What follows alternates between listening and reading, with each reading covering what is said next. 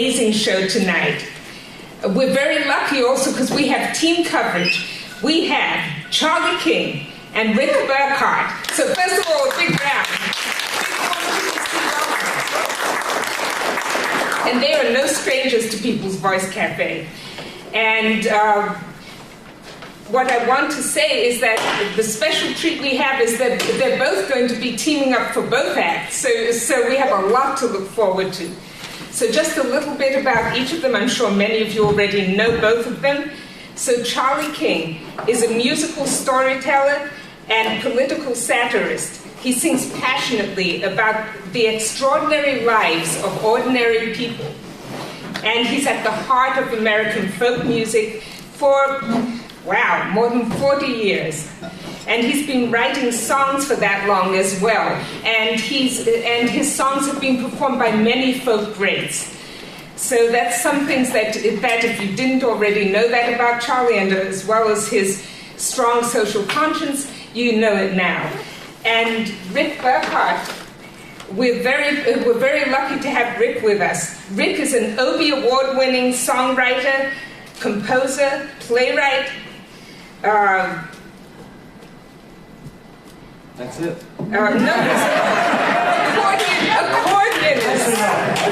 Accordionist and performer who does original music and theater pieces. So there's very little that he doesn't do. So it's a great treat to introduce both of them, and let's have a big, warm People's Voice Cafe welcome for Rick and Charlie.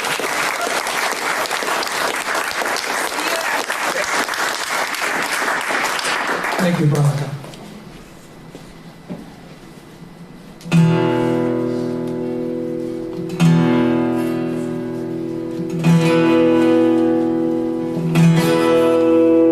In 1649, to St. George's Hill, a ragged band they called the Diggers came to show the people's will. They defied the landlords, they defied the laws. They were the dispossessed, reclaiming what was theirs. We come in peace to dig and sow. We come to work the land in common and to make the waste ground grow. This earth divided, we will make whole, so it can be a common treasury for all.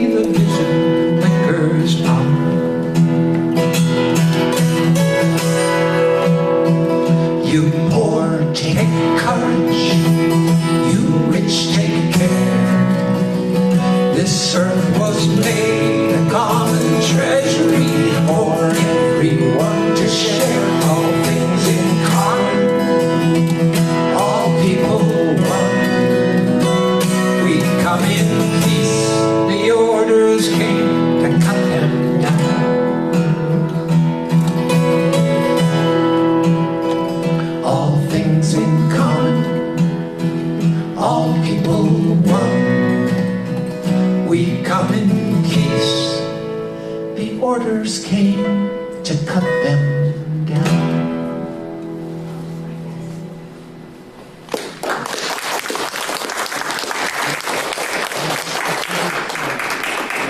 Thanks very much. The song by Leon Rosselson. Not the last one we'll sing tonight. Not the last one at all.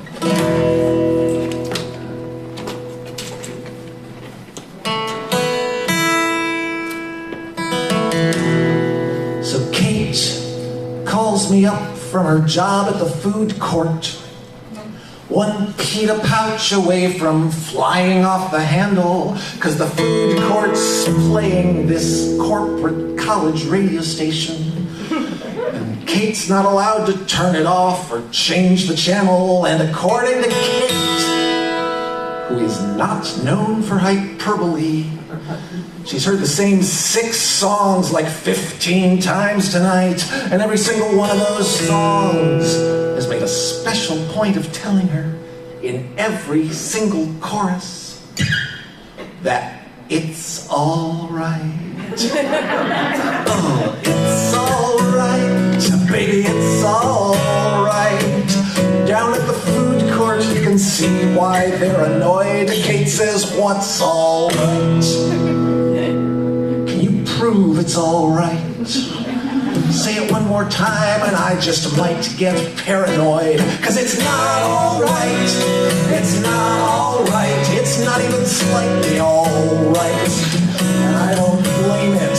It's not all right. No, it's not all right. Doesn't matter how you paint it or who you hire to frame it. You name it. It's not all right. Then Kyle calls me up from his shift at the airport after 9+ hours on the verge of going ballistic, because I got this unmutable television playing this unmutable politician who keeps telling Kyle that Kyle's inspired and optimistic. My opponent says you're bitter. My opponent says you're angry. Well, that may be what my opponent believes, but I know you're resilient. You're hardworking and cheerful. You're looking to the future, and you're rolling up your sleeves. Rolling up our sleeves? Did he say rolling up our sleeves? Did I just go nuts? Or was that what you heard him say? My life is an assembly line. I've got no health insurance, and now this millionaire is telling me it's casual day. It's not all right. It's not all right. I'm not buying it, no matter how enticingly you price it. It's not all right. No, it's not all right. You can edit it and splice it, but anyway you slice it, think twice. It's not all right.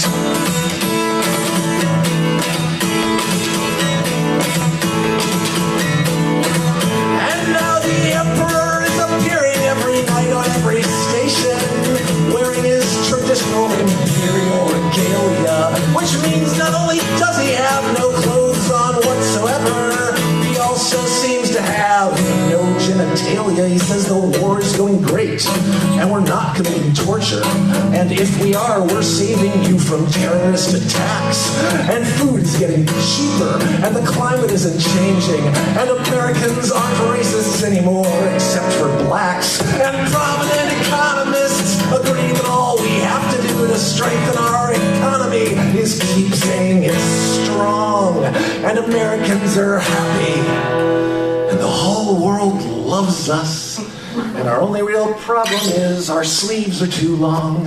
It's not all right. It's not all right. Oh, the emperor can shove it up his 1,000 points of light. Tell that nattering nudist to take it with him when he leaves town. Roll your sleeves down. It's not all right. No, it's not all right. It's not all right. Come on, America. Please stop being such a good sport. Just imagine if this song was playing at the food court or on the TVs in the airport. It's not all right. We're still the majority, and this message has our support. In short, it's not all right.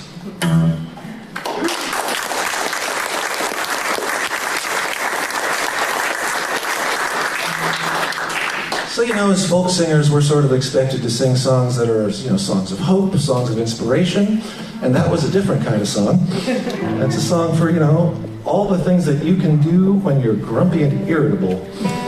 And I feel it's very strong to remember that you can still be an activist when you're in a really, really bad mood.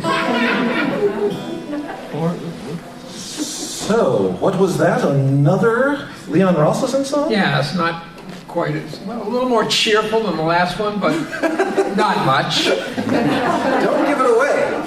It's, yeah, no, there's your punchline. It's Not All Right was written by Rick, by the way. Oh.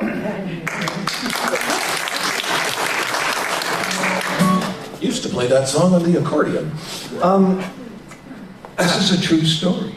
The song we're about to sing is a true story. It is. I don't believe it. The last one wasn't? I met Kate. The last song was also a true story. That's true. I don't know. The songwriter Leon Rosselson claims that this is a true story.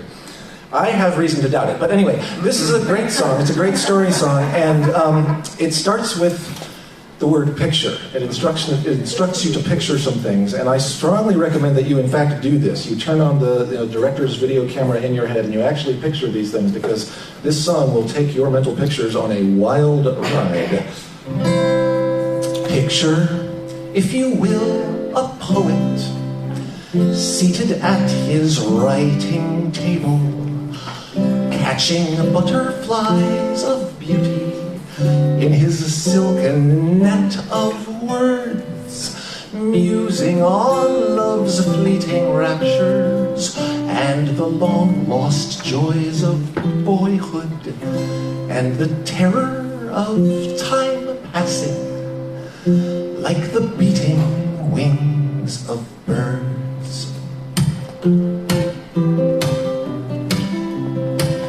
Enter now a stoutish woman, once his muse and then his mistress, now his wife who, let's admit it, ministers to all his needs, pours for him a glass of cognac, not a word between them spoken, his thoughts soar free like the skylark while she cooks and cleans and feeds. Into this domestic order, introduce a woolly monkey, which the poet buys when tipsy, as a present for his wife. It will keep her company while he drinks Pernod at the cafes and laments with fellow artists the soullessness of modern life. She rejects the woolly monkey. He, by contrast, finds it charming, teaches it domestic duties, smiles to see its willing ways. Picture now the poet's triumph when the monkey, one fine evening, pours for him his glass of cognac, well deserved the poet's praise. Enter then the stoutish woman, sees the monkey pour the cognac, sees the poet, points a pistol, shoots the monkey in the head. This, I swear, is how it happened, leaving just one crucial question: why destroy the harmless monkey? Should have shot the man instead. Terrible, the poet's anger. Wife departs to run the cafe, leaves the poet deep in mourning, will not speak to anyone, writes a poem for the monkey and declaims it at the graveside. All the mourners weep to hear it, finest work he's ever done.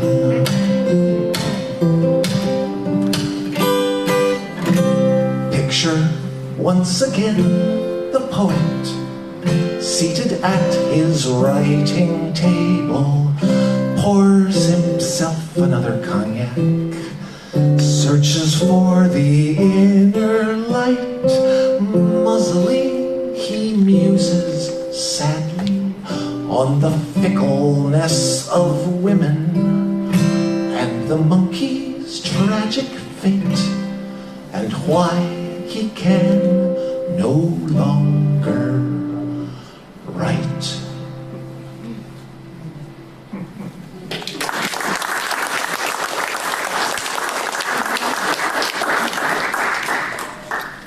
How could I doubt that? How could I doubt any aspect of that song? So, you may have noticed that that song featured heterosexuals. I mean, we don't actually know about the monkey. I think that's kind of an unresolved question in the song. True story or not. But, okay, so I'm just going to say right now, it's a little bit of a difficult time, a little bit of an odd time in history to be a gay person.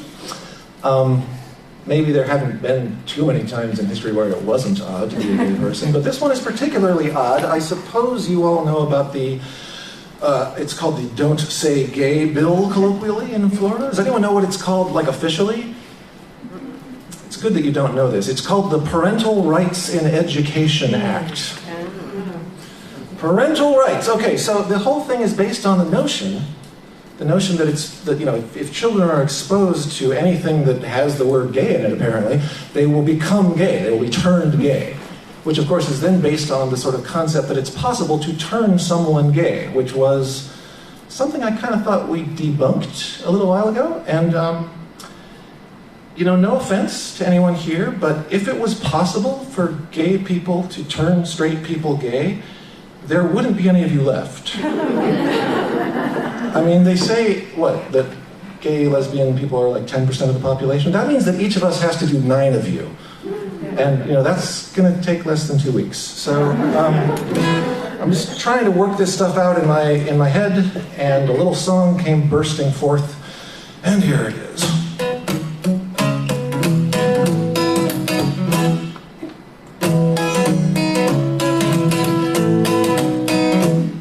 On the bus was a chap in a bright red cap inscribed M. Okay, I'm going to start this again. This guy on the bus really freaked me out. On the bus was a chap in a bright red cap inscribed MAGA. He was cis and straight and he was spouting hate, so I turned him gay. Then I heard about a clown who was melting down on a soundstage in Santa Fe, harassing innocent folks with his phobic jokes, and so I turned him gay. I turned him gay without delay. Oh, it may appear a bit severe, but it was the only way. Then a twit on Twitter got a bit too bitter on the topic of the nation's decay. When he spewed his screed on my Facebook feed, I just turned him gay. Then a viral post from a talk show host endeavored to spoil my day, boosting phobic rage on my For You page. So I turned him gay. I turned him gay. I just figured, hey, for some it seems a bit extreme, but for the other team it's a field day. I saw a homophobe in a preacher's robe commanding me to pray it away. So I tried and tried till I decided I'd prefer to just turn him gay. I saw a perfectly innocuous straight guy working the chef supply store. Well, I kind of thought the guy was hot. He's not straight anymore. I saw a guy and a doll in the outlet mall, engaged in some PDA. I said, lady and dude, I'm just not in the mood. And then I turned them gay. I saw a gaggle of schnooks banning library books some shock jock claimed were risque. I said, what you all need is to learn to read. And then I turned them gay. I turned them gay. I had a busy day. They cussed and cursed and fussed at first. Now check out the outfits they all slay. I was reading one of those classic formative novels by Hemingway. I said, why is this book so heteronormative? And then I turned it gay. I acknowledge that there might be problems with my utopia, but I can promise one of those problems won't be homophobia. Well, I went to the the dentist. He was a centrist. Half of what he said was okay. So I turned him bi, but then I just thought, why? And then I turned him gay. I saw a frothing, frightening, closeted right-wing member of the NRA. So I turned him straight, and he felt great. And then I turned him gay. I turned him gay. Well, you know what they say. The golden rule is always cool, and turnabout is fair play. Then a bill went through the Florida Senate, not a word I could no longer say. I said, fine, I won't say it, but you will in a minute. And then I turned them gay. Coalitions of Christians and shifty politicians siphoning my rights away. A couple of dozen world leaders and Jordan Peterson. I just turned them gay. I turned them gay. Hip, hip, hooray. They were once so very reactionary. Sorry, Mary, not today. I turned them gay. And that's the way they'll stay. Oh, they cursed and cussed. They were nonplussed. Now it's Exodus from the Chick-fil-A. Oh, no, it's fine. The pleasure's mine. From Timberline to Tampa Bay. Oh, hey, I'm happy to help them. You're welcome. Christmas every day. I got a cease and desist from Ron DeSantis. My lawyer said I'd better obey.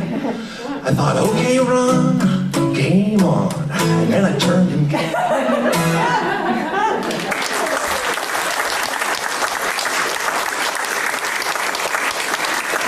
Never doubt that a small but committed group of individuals can change the course of human history.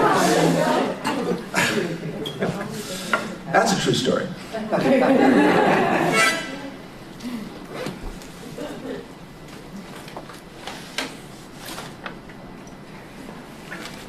I don't think there's an untrue story in the whole set. No, it's just Truth City. Maybe the closing number might be a little sketchy. We might be thinking.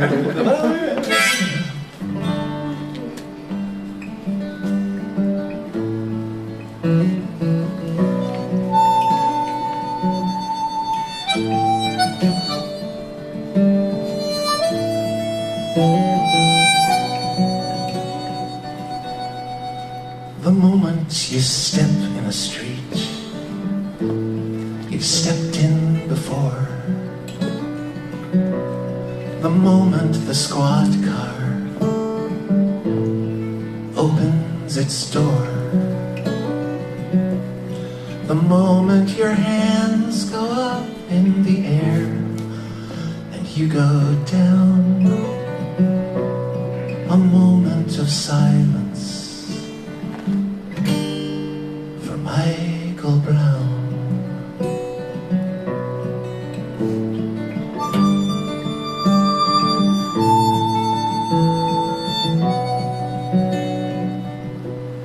The moment you first tell your kids, watch out for the cops. The moment the cops all show up, dressed like Gestapo. The moment it looks like the war overseas, but it's your hometown. A moment of silence for Michael Brown.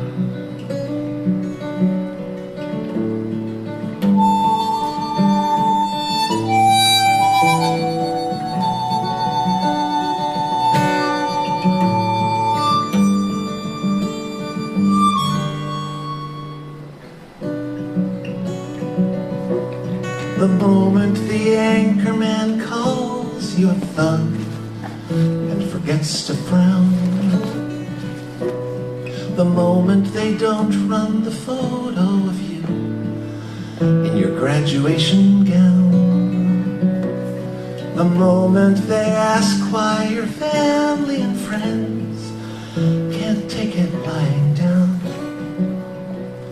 A moment of silence for Michael Brown. A moment of silence for Michael Brown.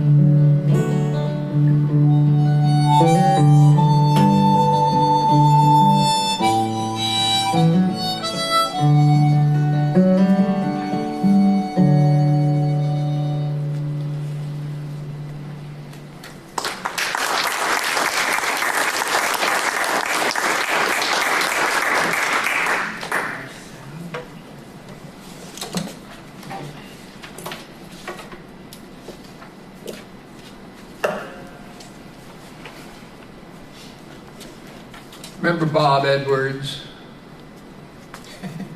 Morning Edition. Yeah. National Public Radio. Well, he gave this, he was doing actually a week-long report on the economy of the city of Louisville, Kentucky.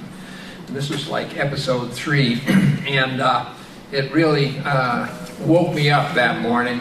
Not the least reason being that I grew up in a conservative home during the McCarthy era and the McCarthy hearings, and I got to hear a lot of that, and this song kind of re-stimulated it, or this radio broadcast did, and so decided to write a song.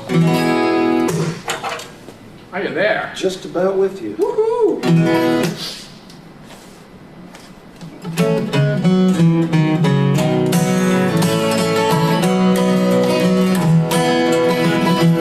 I was listening to my radio, a news report from Louisville.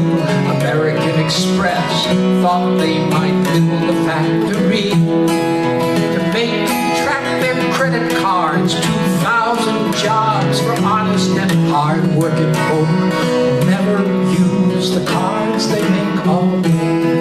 But they wouldn't pick a city for their plan till they'd ask a question I recall from way back when. The head of conflict and subversion, they asked every working person, are you now or have you ever been? Are you now or have you ever been a member of a union? Are you now or have you ever been? Well, I never thought I'd see the day I'd hear those words come around again. Are you now or have you ever been? Hard at work, but soft on unions. That's the average Louisvillian. American expressly stated in their press release.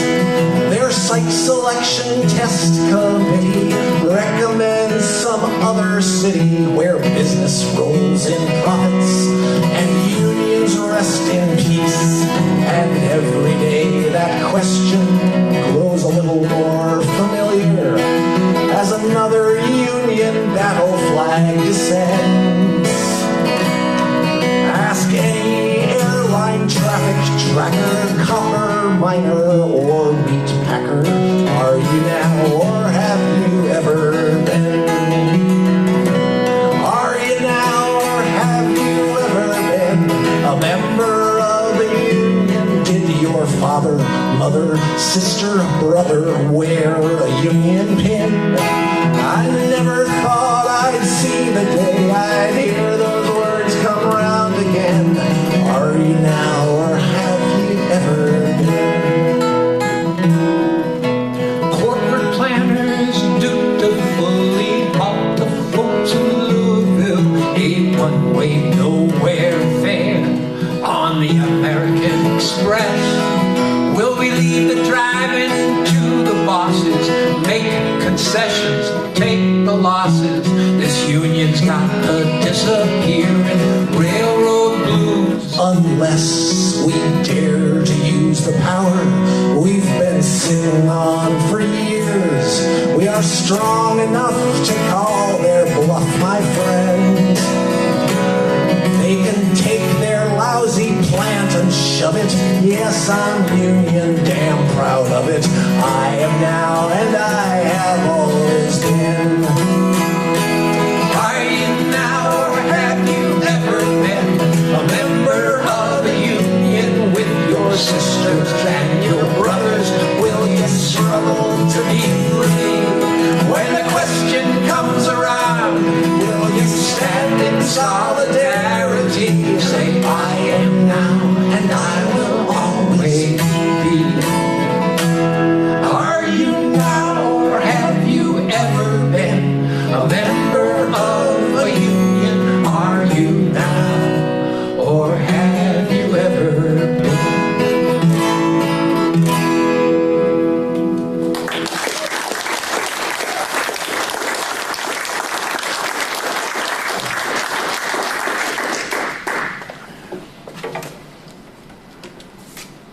Well, that's a true story.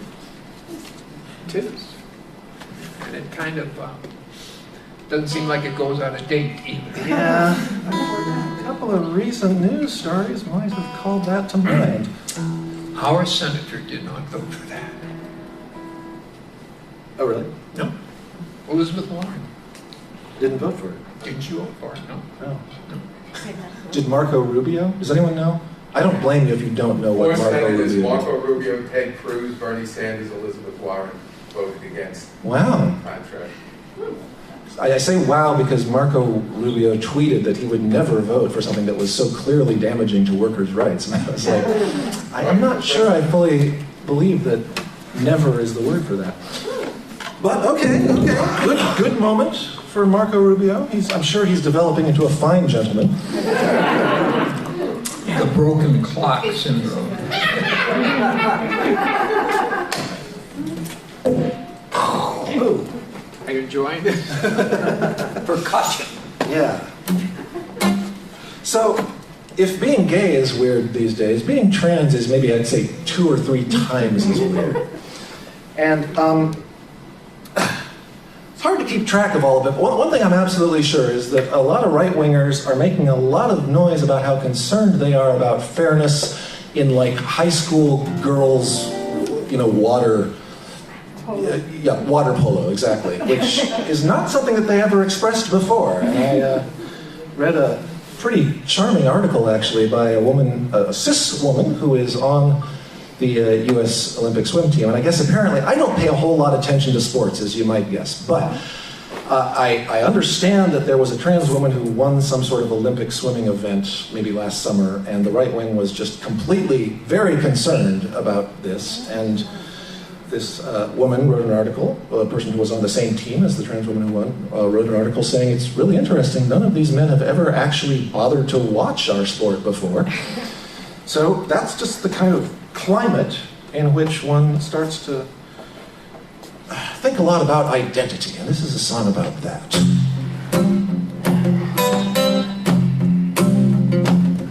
The firefly wears every type of tie, and it's beautiful.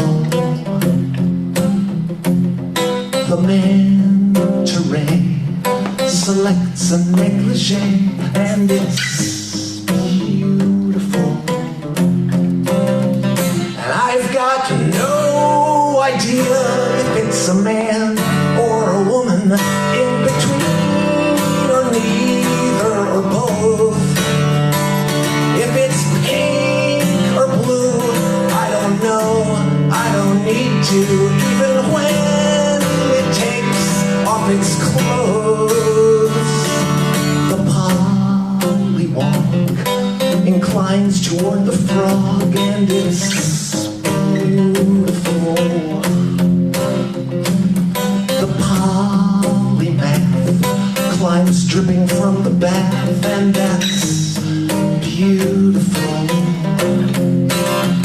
And I've got no idea if they're a man or a woman. See, I'm using a singular they. I'm a songwriter. You can't scare me with grammar, as your his and hers, blacks and whites, all go gray.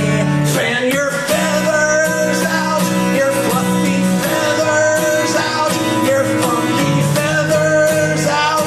You've got a right to. Though there's no box for birds on the farm. If some self-styled, half-cocked, militant, dilettante, rottenist, botanist tries to fight you, then we'll bust out the claws and beaks and tweet some peak critique, tweet storm.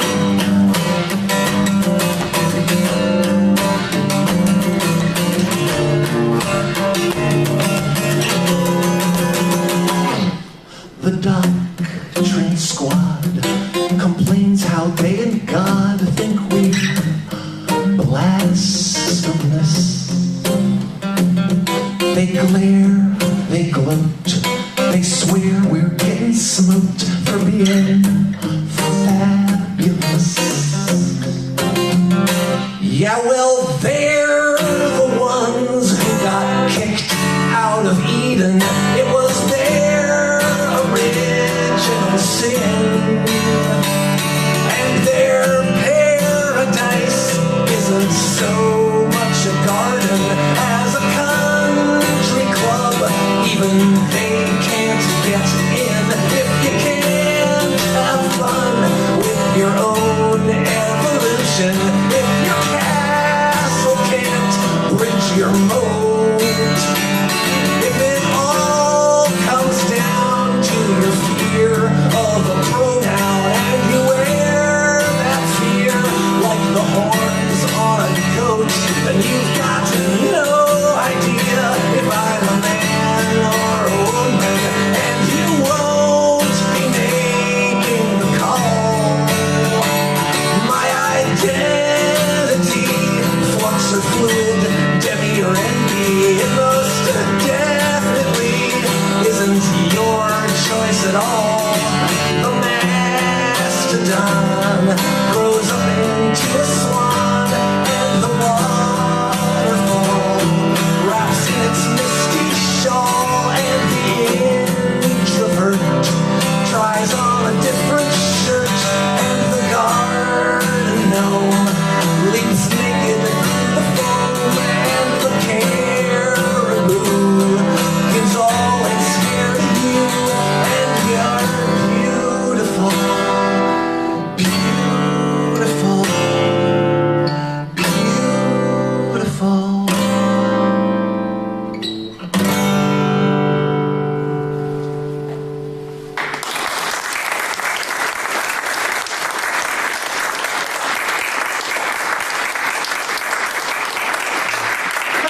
Thank you very much. Now we're going to do 2 more songs before we take a little break, also known as an intermission. At that intermission, what's that? 3 more songs. Are we really? I am so wrong, but I have been corrected. Charlie will do a song, and then we'll do 2 more songs, then we'll do the intermission. I'll get back to that whole subject in a minute. Go for it. All right then. Thank you, Rick. Well, thank you. Tom Prasado Rao, do you know his music at all? Wonderful songwriter. Anyhow, just as What was the name? Tom Prasado Rao. Yeah. Yeah. Well, look him up. He's all over YouTube. He's got his very own channel. And as the pandemic broke, he was going through some pretty aggressive treatments for cancer. And so his immunity system was very vulnerable. And one morning he saw on the internet some photos from a demonstration in Nashville, Tennessee, outside the Capitol. And it was a demonstration against the closing of schools and the wearing of masks. And a young woman, standing at the front of the crowd was holding up a large sign that said, "Open Tennessee, sacrifice the weak." And he took that personally. And then wrote this little miracle of a song in response.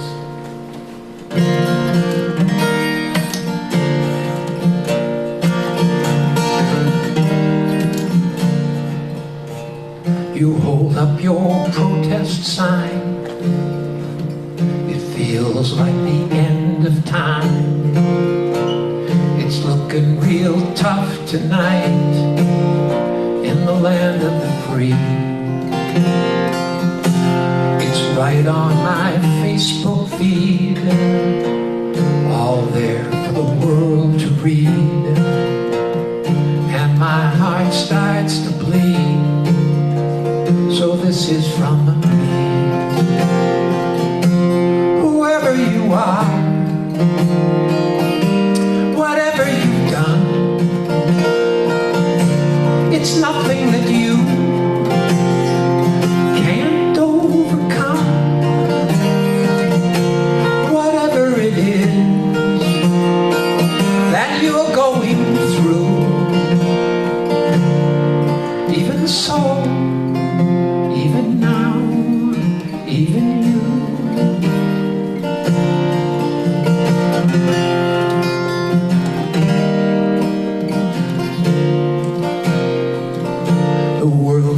us enemies. That's not who you are to me. And I will still believe that we could be friends. I'm sure that you're struggling now. You know, I am too, and how? So let's make a simple vow. It's not how this ends. Whoever you are, whatever you've done, it's nothing that you can't overcome. Whatever it is, you're still going through. Even so, even now, even you. When it's impossible to right the wrong,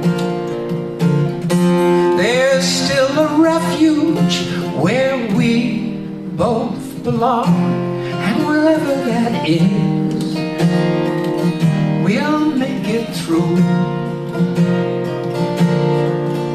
Even so, even now, even you. Even so, even me, even you.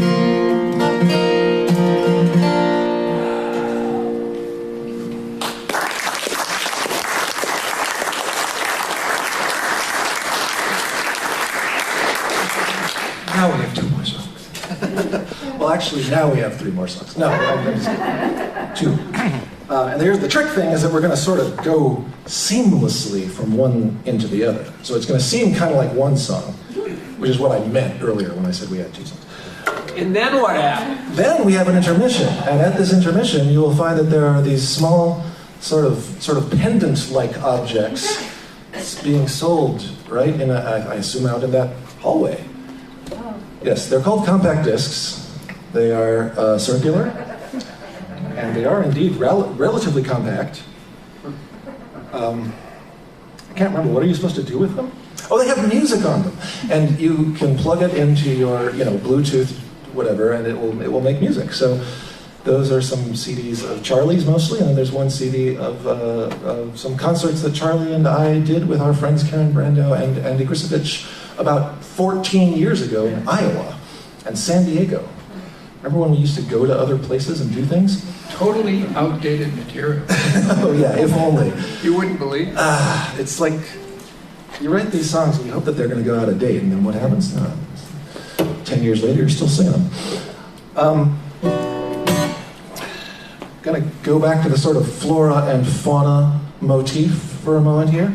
I'm still kind of upset about what happened to that monkey. I mean, come on, it's not okay. It's not okay. Gordo. God. Unresolved trauma. Okay, we don't go quite that dark with this song, I swear. I don't think you'll take me completely seriously, 'cause after all, I'm a fish. I live here in the bay. I don't like making waves. I mostly stick to my niche. But since you guys moved next door to my home, the neighborhood has gotten sort of monochrome, and I don't want my coral to be all white.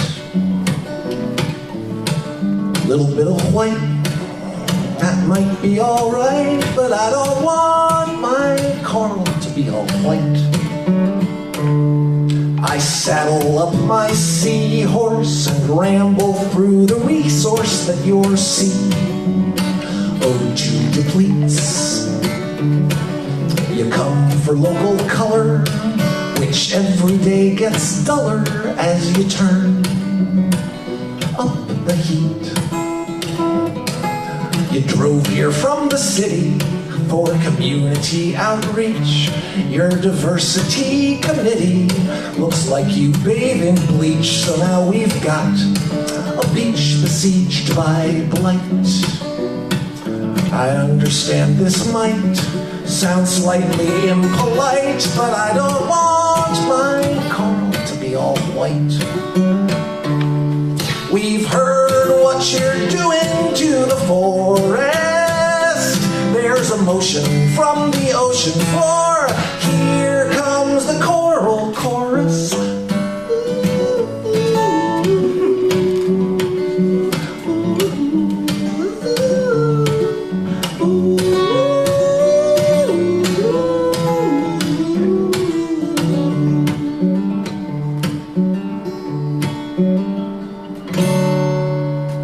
Better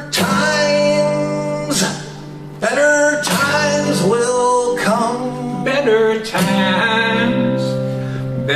times will come. When this world learns to live as one. Oh, better times will come. We learned it, you can. Better times will come. Better times will come. When this world learns to live as one.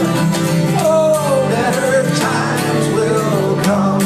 Can't see your lips, but we know you're singing with us. When we greet each dawn without fear, knowing loved ones soon will be near. When the winds of war cannot blow anymore, better times will come. Try that, better times will come. Better times will. When this world learns to live as one. Oh, better times will come. Though we live each day as our last, we know someday soon it will pass. We will dance, we will sing in that never-ending spring. Oh, better times will come. Better times will come. Better times will come. When this world learns to live as one. Oh, better times will come. When we cherish each night as a gift. When the storm clouds of hatred